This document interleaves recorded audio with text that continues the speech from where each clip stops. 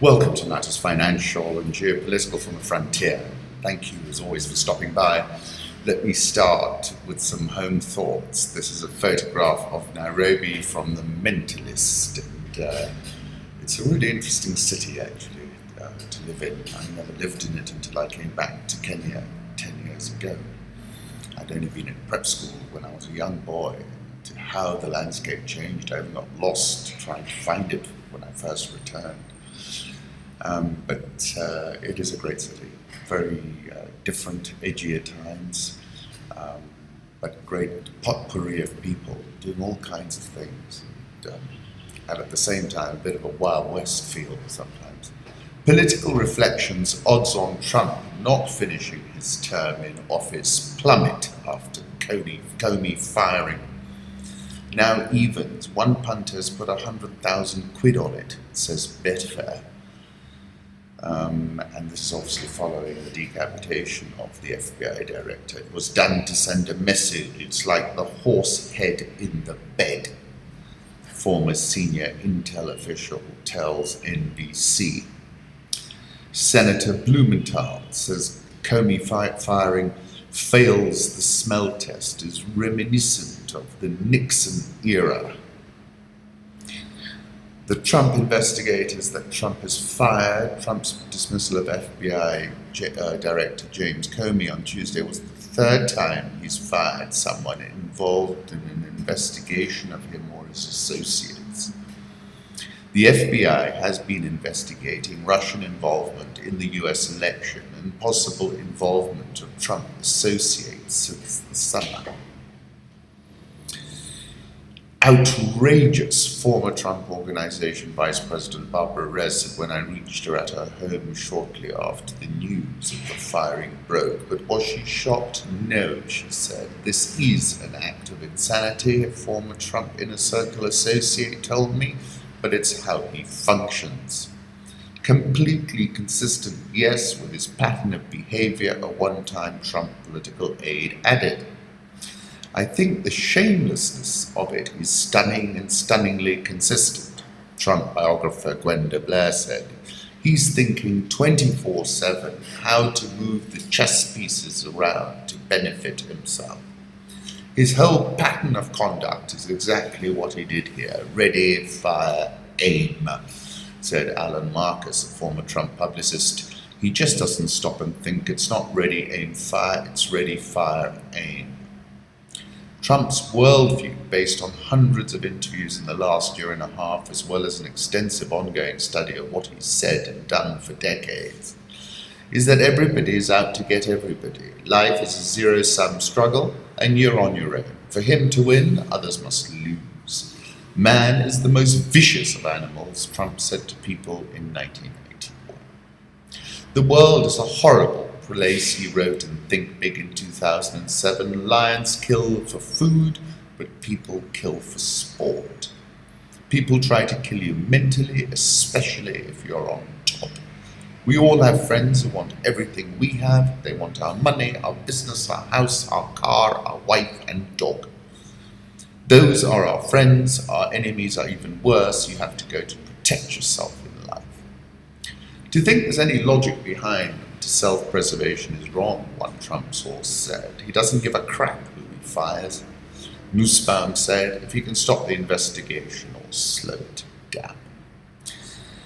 And I think that's exactly what he's going to achieve here, actually. I think this is a strategy he's actually deployed in business as well, and it's worked well for him. There was an article in the New Yorker a while back, which I quoted from, which described his lawyer friend and how they operated. The question is, we're really in uncharted territory, aren't we? I mean, in my case, definitely there was massive collusion financing of Trump's businesses by Russians, and I think they interfered on his behalf and successfully. Not in a non-linear manner, as I previously said in that piece I wrote about we have a deviate tomahawk. And I think, does this scatter the pigeons?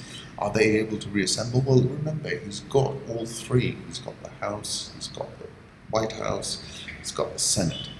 Very difficult. It's a Zuma-type situation, I think. In fact, Trump is in a reverse sort of takeover has taken over the party about which he was once an insurgent. Was he fired? You are kidding, Russian Foreign Minister Sergei Lavrov asked in US about ex-FBI Chief James Comey. Ironic that he was visiting Trump and Tillerson on the same day, but he is a consummate foreign minister, hilarious as well. Look at that response. Was he fired? You're kidding. Brilliant. Putin, of course, as I wrote before, has proven himself an information master, and his adversaries are his information victims. And I have no doubt that Putin ran a seriously 21st century, predominantly digital program of interference, which amplified the Trump candidacy. Trump was an ideal candidate for that kind of support. He's a linguistic warfare specialist. Look at the names he gave his opponents: Crooked Hillary, Lying Ted, Little Marco, Low Energy Joe. That was a killer, wasn't it? Low Energy Joe. I must use that one day. We're devastating and terminal. The first thing, of course, is plausible deniability, which is why this case is so hard to stick. The second thing is non-linearity. You have to learn to navigate a linear system, the new 21st century digital ecosystem, in a non-linear way. Beppe Grillo, of course, who talked about it being the deflagration of an epoch. It's the apocalypse of this information system, of the TVs, of the big newspapers, of the intellectuals, of the journalists. And he's right. And as I said, Putin is an information master. Quite extraordinary, really, given that he doesn't go on the internet. And his adversaries are his information victims. Well, not in his own name, I suppose. President Trump is to host Russia's top diplomat Sergei Lavrov at the White House a day after firing his FBI chief. Counterpunch, the real core story here is not Donald Trump's attention-grabbing aircraft carrier diplomacy, which is a headline-hogging sideshow that is not designed to result in war. That's what the gold price thinks. For sure. International markets snap. Stock plunges after first earnings report. Very few user acquisitions, quite surprising. They keep spinning that, saying it's not about the number of users, it's about the time spent. And they're saying people go there, some extraordinary number of times a day. Euro dollar, let's take a look at that. That really came off, didn't it? All the news was in the price, I suppose. When the Macron result came out, we were about 110, we popped about 110.25.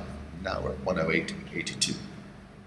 Dollar index, 99.67. Now this is interesting. Do you remember I kept saying 99.50 is a key point? We fell below it for a while, but we're back above it. And it feels as if we hadn't had this FBI business, I think the dollar would be much higher. In point of fact, Japanese yen. Now this is another interesting chart. 114.21. And we've been in a range of just below 100 to about 125 if you look over the last 24 months. It feels like we're headed back to 115.50, and I think it's all about the yield differential. Japanese, you can borrow, he's still printing money at 0%, so you can borrow money cheap there, you can invest in US treasuries, and you can run some FX risk if you wish or not. Swiss franc 10093, the pound, now it's super Thursday today, I think. Pound 129.37. I'm bullish about the pound. I would like to buy it at around 128.80 if you really want to know. Or you might not.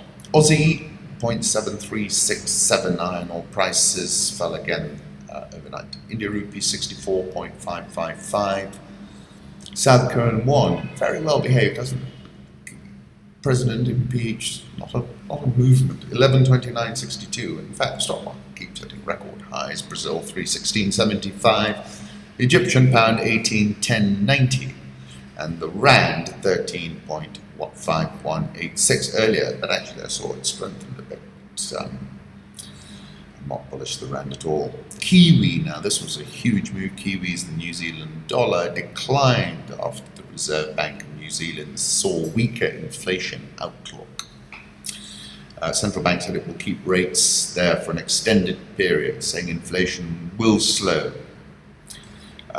It's a big move there. Dollar index, I'll put up a 3-month chart. Keep an eye on this 99.50 level, but I suspect it's going to hold, and that we're in a stronger move for the dollar, actually. Gold, now that's really come off, 1221.23. It's trying to stabilize. It's been here for a few sessions in point of fact. Brent crude back over 50. Big rally yesterday. Last time I checked, we're at 50.57. Big short squeeze, basically. And I don't think we've seen any significant trend change. They look at these numbers on a Wednesday and everybody, the market reacts to them as if it's a breakthrough number, but it never is. So I'm not bullish about oil at all, as I wasn't over the weekend. Corn futures spiking after USDA stockpile estimate for coming season came in below analysts' estimates. PIMCO and BlackRock are buying up assets in the fragile five. We've had this great rally in emerging markets, haven't we? And I think it's going to run out of steam. Morgan Stanley's fragile five may no longer be so frail. That's what they're saying. Current account deficits report as a measure of trade in goods and services. For South Africa, Brazil, Turkey, India, and Indonesia, less than half their size from 4 years ago, and fiscal deficits are narrowing. We've seen a huge improvement over the past 2 or 3 years, says PIMCO. Venezuela's 99.5% currency plunge shows why protests rage.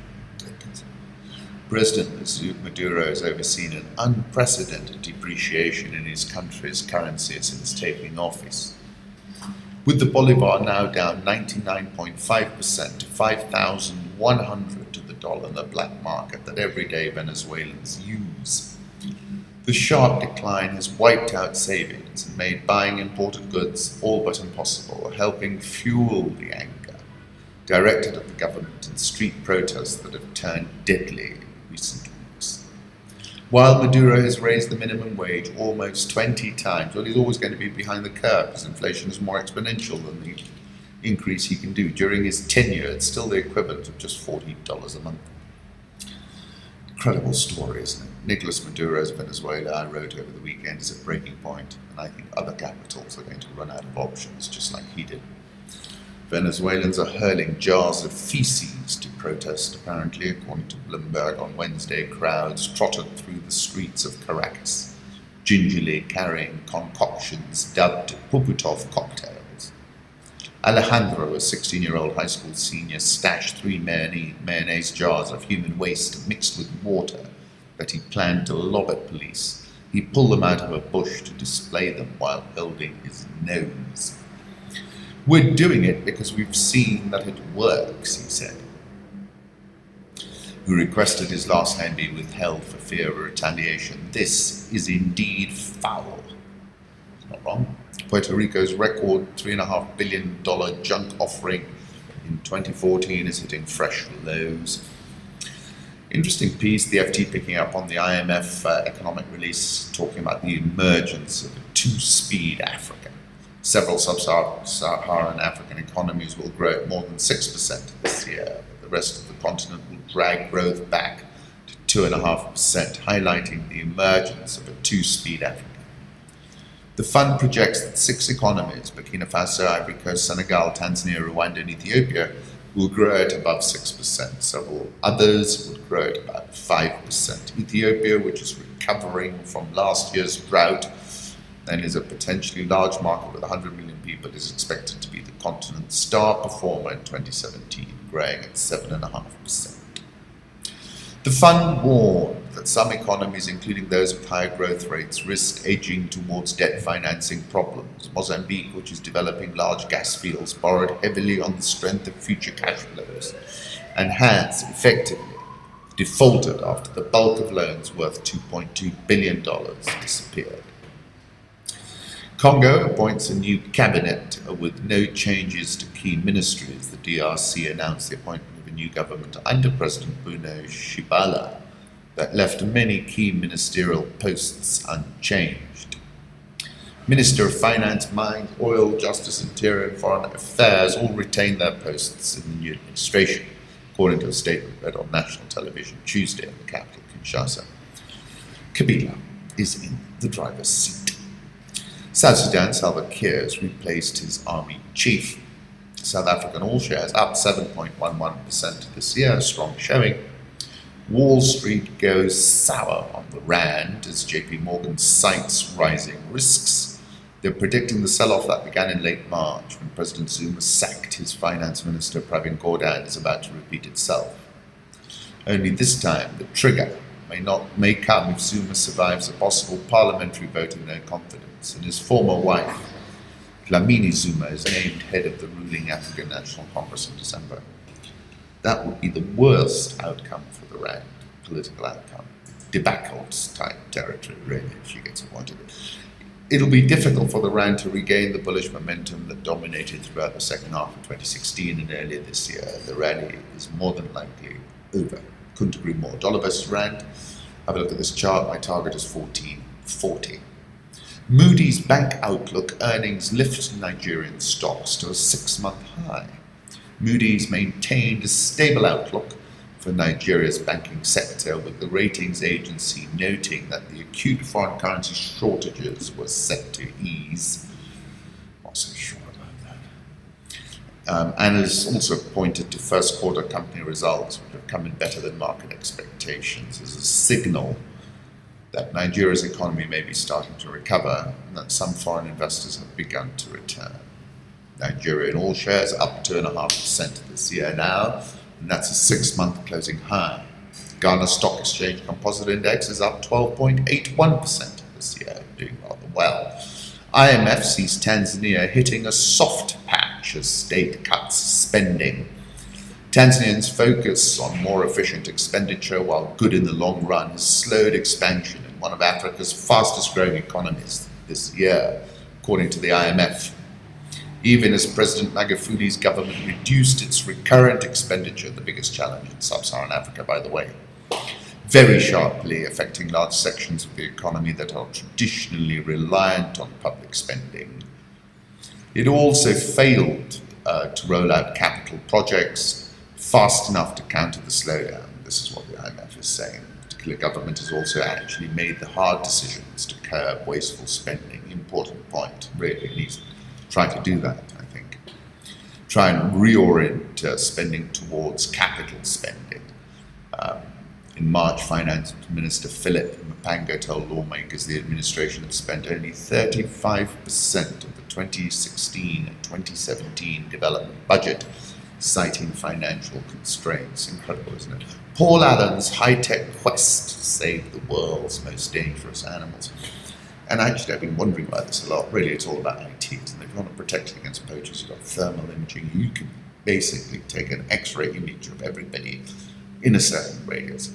If he has his own way, Paul Allen will cover 90,000 square miles of African territory with smart sensors and drones by the end of this year to bring hyper-connectivity to Africa's most remote, wildlife-packed corners. It's the biggest tech-focused conservation project to date, a command and control system for rangers to record and respond to poaching threats from Kenya to Tanzania.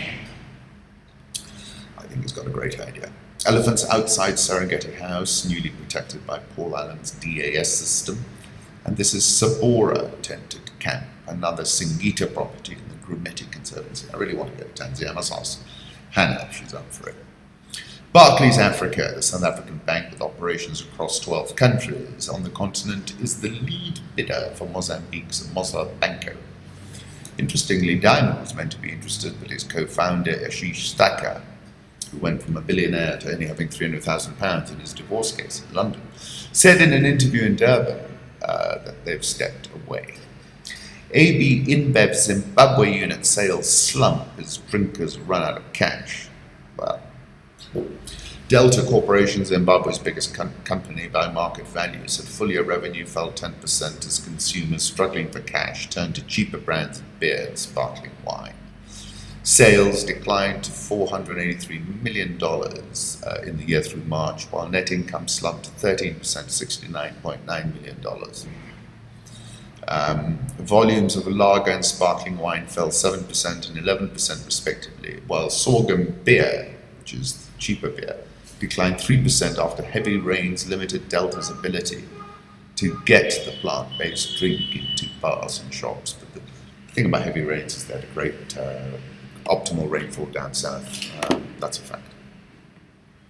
Okay. Safaricom profits boosted by mobile money growth. This is John Aglionby in the FT, quoting Bob.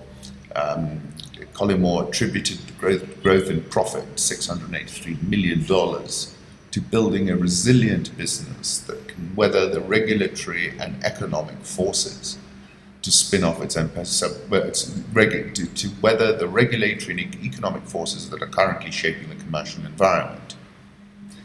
M-Pesa revenue grew 32% to 55 billion shillings and accounted for 25.8% of the company's 213 billion shilling revenue.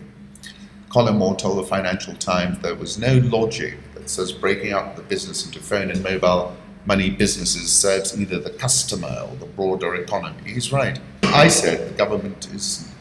I doubted that the government is going to kill the goose that lays golden eggs. It's unfair to say M-Pesa's poorly regulated customers' IDs are there and the money is in a traceable system.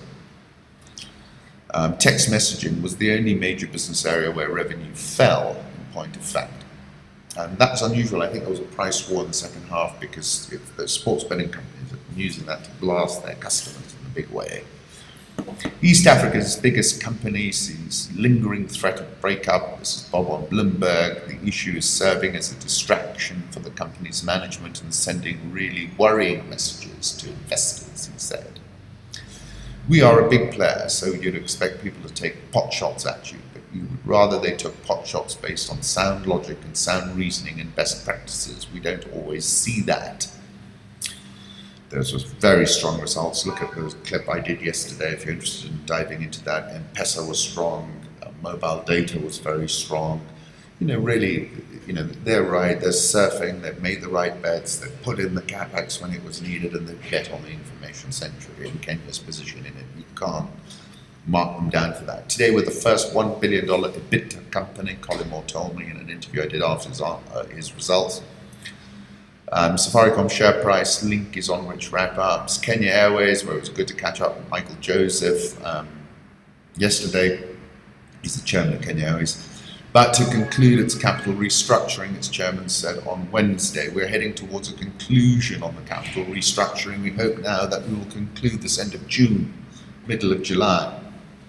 This provides us the foundation on which we can turn around the airline. He said Kenya Airways share price data is there as well. It's up on the year. Uhuru Kenyatta signed into law the Movable Property Security Rights Bill. What does this do? It allows personal property to be used as collateral for loans. So even cows.